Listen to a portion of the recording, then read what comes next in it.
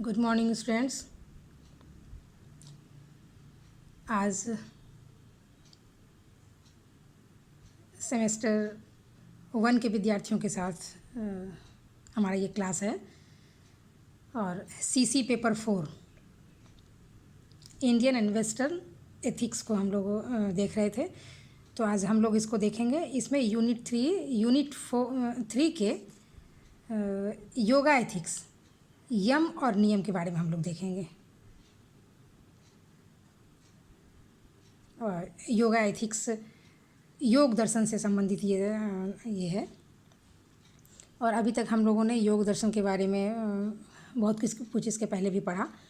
और अभी यम और नियम ये दोनों जो हैं ये योग दर्शन के जो अष्टांग साधन हैं उन्हीं अष्टांग मार्गों में से यह पहला यम और दूसरा नियम ये होता है। तो सांख्य दर्शन को हम थोड़ा एक बार फिर से रिकॉल कर लें, जो जिसमें हम लोग यह जान पाए थे कि सांख्य दर्शन ये योग दर्शन के प्रणेता महर्षि पतंजलि हैं। और योग दर्शन भी बंधन का मूल कारण अविवेक को मानता है। और योग दर्शन के यह मानता है कि व्यक्ति को तत्व ज्ञान की प्राप्ति तब तक नहीं हो सकती है जब तक मनुष्य का चित्त विकारों से परिपूर्ण है। और इसीलिए योग दर्शन में चित्त की स्थिरता को प्राप्त करने के लिए, चित्त वृत्ति का निरोध करने के लिए योग मार्गों की व्याख्या की गई है। जबकि गीता में भी योग का वर्णन है, परंतु गीता में योग का अर्थ आत्मा का परमात्मा से मिलन माना गया है। लेकिन यहाँ योग दर्शन में योग का अर्थ राजयोग से मूलतः हम लगा सकते हैं। और अपनी चित्त वृत्तियों का निरोध हम किस प्रकार हमें होगा, इसके लिए योग दर्शन में योग मार्ग की 8 सीढ़ियाँ बताई गई हैं और जिन्हें अष्टांग साधन या 8 फोल्ड पाथ ऑफ योगा कहा जाता है। और उनमें जो अष्टांग साधन जो हैं, आप ये देखिए, ये अष्टांग साधन जो हम लोग पढ़ते हैं वो अष्टांग मार्ग हैं यम, नियम, आसन, प्राणायाम, प्रत्याहार, धारणा, ध्यान और समाधि। यहाँ प्राणायाम, प्रत्याहार, धारणा, ध्यान और समाधि, ये 8 अंग योग के बताए गए हैं। तो इन 8 अंगों में यहाँ एथिक्स में आपको जो इनका तर्कशास्त्र है इसमें यम और नियम को सिलेबस में ऐड किया गया है। वैसे तो आपको दूसरे विषयों में ये सारे पढ़ने पड़ेंगे, लेकिन इसमें यम और नियम की चुकी है तो इसलिए हम लोग आज यम और नियम के बारे में ही चर्चा करेंगे। तो हम देखें कि आखिर यम का क्या अर्थ होता है। यम जो है वह योग का प्रथम अंग है। बाह्य एवं आभ्यंतर इंद्रियों के संयम की क्रिया को यम कहा जाता है। क्या होता है? यम जो है बाह्य और आभ्यंतर इंद्रियों के क्रिया को यम कहा जाता है। और यम 5 प्रकार के माने गए हैं। कौन कौन यम को 5 प्रकार का माना गया है, जिसमें अहिंसा, सत्य, अस्तेय, ब्रह्मचर्य और अपरिग्रह, ये 5 यम के प्रकार माने गए हैं। तो एक एक करके हम इसे देखें। पहला अहिंसा। तो अहिंसा का क्या अर्थ है? मूलतः अहिंसा का अर्थ होता है किसी भी प्राणी की हिंसा नहीं करना। लेकिन सिर्फ अहिंसा का इतना ही अर्थ लगाना बहुत संकुचित हो जाएगा, क्योंकि अहिंसा का अर्थ भी सिर्फ प्राणियों की हिंसा का परित्याग करना ही नहीं, बल्कि इसके प्रति क्रूर व्यवहार का भी परित्याग करना होगा। इसी कारण अहिंसा के पालन पर अत्यधिक जोर दिया गया है। फिर दूसरा आ जाना है सत्य। सत्य क्या अर्थ क्या होता है? सत्य का अर्थ होता है मिथ्या वचन का परित्याग करना। व्यक्ति को वैसे वचन का परित्याग करना चाहिए जिससे परित्याग करना चाहिए जिससे किसी भी व्यक्ति को हम आहत ना कर सकें, उन्हें कष्ट ना हो। जिस वचन से किसी प्राणी का अहित हो, हमें उसका परित्याग करना चाहिए। अब तीसरा है अस्तेय। अस्तेय का क्या अर्थ होता है? अस्तेय का अर्थ होता है दूसरे के धन का अपहरण करने की जो प्रवृत्ति कभी कभी लोगों के मन में चली आती है, तो उस प्रवृत्ति का हमें त्याग करना होगा। दूसरे की संपत्ति पर अनुचित रूप से अधिकार जमाना अस्तेय कहा जाता है। अब हम चौथे पर चले आए। चौथा होता है ब्रह्मचर्य। ब्रह्मचर्य का अर्थ होता है विषय वासना की ओर झुकने वाली प्रवृत्ति का परित्याग। यानी वैसी प्रवृत्ति का हमें परित्याग करना चाहिए जो हमें विषय वासना की ओर प्रवृत्त करता हो या झुकाता हो। ब्रह्मचर्य के द्वारा ऐसी इंद्रियों के संयम का आदेश दिया जाता है जो हमारी काम इच्छा से संबंधित हैं। अब पांचवा अपरिग्रह। अपरिग्रह का क्या अर्थ होता है? अपरिग्रह का अर्थ होता है लोभवश अनावश्यक वस्तु के ग्रहण का त्याग करना ही अपरिग्रह कहलाता है।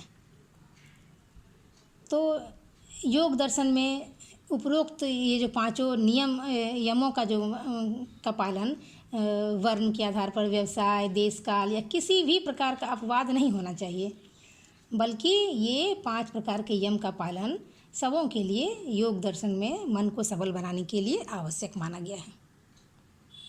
ठीक है, अब आगे बढ़ें। यम हो गया तो अब हम लोग नियम पे आए। तो नियम क्या है? नियम जो है वो योग दर्शन का ये अष्टांग मार्ग जो है वह योग का दूसरा अंग है। नियम का अर्थ होता है सदाचार को प्रश्रय देना। नियम का क्या अर्थ है? सदाचार को प्रश्रय देना। और नियम में भी 5 प्रकार माने गए हैं। नियम के भी 5 प्रकार हैं। पहला है शौच, दूसरा संतोष, तीसरा तपस, चौथा स्वाध्याय और 5वां ईश्वर प्रणिधान। तो इन 5 पर भी थोड़ी थोड़ी हम चर्चा कर लें। हालांकि जैसा शब्द है शौच, इससे हमें समझ में आ रहा है कि इसमें क्या अर्थ होना चाहिए, फिर भी हम लोग एक एक लाइन में इसके बारे में भी समझ लें ताकि आपको उसको आगे लिखने में कहीं कोई दिक्कत ना हो। तो शौच का अर्थ होता है बाह्य और आंतरिक शुद्धि, यानी इसका अर्थ स्वच्छता से लिया गया है। इसमें स्नान, पवित्र भोजन, स्वच्छता के द्वारा बाह्य शुद्धि तथा मैत्री, करुणा, सहानुभूति इत्यादि आंतरिक अर्थात जो मानसिक शुद्धि जो है और बाह्य शुद्धि जो है वो सब इसमें रहना चाहिए। ठीक है, अब हम लोग संतोष पे चले आए। दूसरा, संतोष का क्या अर्थ होता है? संतोष का अर्थ होता है उचित प्रयास से जो प्राप्त हो उसी में संतुष्ट रहना चाहिए। तो उचित प्रयास क्या हो गया? यानी हमें सही अपने मतलब कि अच्छे प्रयासों के द्वारा, ये नहीं कि हम किसी दूसरे की वस्तु को किसी दूसरे ढंग से जो होता है एक देख करके उसको आपस में लाने की मन में इच्छा जाहिर करना, वो चीज़ नहीं होना चाहिए। हम अपने प्रयास से हमें जो कुछ भी मिलता है उसी में संतुष्ट रहना चाहिए, ये संतोष। अब तीसरा तपस। तपस क्या हो गया? तपस का अर्थ होता है सर्दी, गर्मी आदि रहने की सहने की हमारे अंदर क्षमता होनी चाहिए, यानी शारीरिक कठिनाइयों को झेलने की क्षमता होनी चाहिए। इसमें धूप में खड़े यदि रहने की ज़रूरत पड़े तो हम उस स्थिति में भी रह सकते हैं। हमें बैठे रहना पड़े लगातार कहीं या खड़े रहना पड़ जाए स्थिति में कभी, तो उन सभी स्थितियों को झेलने के लिए यानी शारीरिक कठिनाइयों को झेलने की हमें क्षमता होनी चाहिए, और यही तपस के अंतर्गत ही आता है, ये बातें आती है। अब स्वाध्याय। स्वाध्याय का अर्थ क्या हुआ? स्वाध्याय के अंतर्गत आ गया शास्त्रों का अध्ययन करना, यानी ज्ञानी पुरुष के वचनों का अनुपालन करना और अनुशीलन करना स्वाध्याय के अंतर्गत आता है। ये हमें करना चाहिए योग के मार्ग में, ये भी एक बताया गया है। अब 5वां है ईश्वर प्रणिधान। ईश्वर प्रणिधान का क्या अर्थ है? मतलब ईश्वर के प्रति मन में श्रद्धा भाव रखना चाहिए, और इसलिए योग दर्शन में ईश्वर के ध्यान को योग का सर्वश्रेष्ठ विषय माना गया है। ये हम लोगों ने जब पढ़ा था शुरू में जानते हैं, आप सभी जानते होंगे। तो मूल रूप से यम और नियम में ये बातें थी कि ये जो यम के 5 प्रकार होते हैं और नियम के भी 5 प्रकार होते हैं, इन पांचों पर ध्यान रखते हुए और हमें तब आगे बढ़ना होगा, और तभी हम यम के रास्ते में और अष्टांग मार्ग जो है और हम ये मुक्ति मार्ग तक हम पहुंचने में ये हमें सहायता प्रदान करते हैं, मोक्ष मार्ग से ज्ञान प्राप्त करने में। अब एक सवाल मन में ये आता है कि ये यम और नियम जो है उसमें एक अंतर हमें जो हम लोगों ने देखा अभी, उसमें एक अंतर हमें समझ में आ रहा है। वो अंतर क्या है? तो अंतर यह है कि यम में जो हम लोगों ने 5 प्रकार देखा, तो यह जो है ये सभी निषेधात्मक सद्गुण है, क्योंकि अहिंसा नहीं करनी चाहिए, सत्य बोलना चाहिए यानी असत्य नहीं बोलना है, अस्तेय चोरी नहीं करनी है, दूसरे का धन मतलब नहीं है पर ध्यान नहीं नज़र देना है, ब्रह्मचर्य है यानी विषय वासना की ओर नहीं झुकना है, और अपरिग्रह मतलब अत्यधिक या लोभवश ज़्यादा वस्तुओं को जमा करने नहीं करना है। तो ये निषेधात्मक सद्गुण बताया गया है। और ठीक इसके विपरीत जब हम नियम में आते हैं, दूसरा जो अंग है, इसमें सब भावात्मक सद्गुण है, यानी स्वीकार करना है, इसी हमें करना है। क्या क्या करना है? शौच यानी बाह्य और आंतरिक शुद्धि रखनी है, संतोष करना है, उचित ढंग से प्राप्त चीज़ों को प्राप्ति करनी है, तपस मतलब सर्दी गर्मी आदि झेलने की हमारी शारीरिक जो हमारी कठिनाइयाँ हैं उसको झेलने की हमें क्षमता रखनी होगी, स्वाध्याय करना होगा, शास्त्रों का अध्ययन करना होगा, ईश्वर प्रणिधान यानी ईश्वर की भक्ति में हमें रहना होगा, ईश्वर में विश्वास करना पड़ेगा। तो ये यम और नियम ये आज पूर्ण हुआ। आशा है आप लोगों ने मेरी बातों को ध्यान से सुना होगा और इसे समझा भी होगा। धन्यवाद।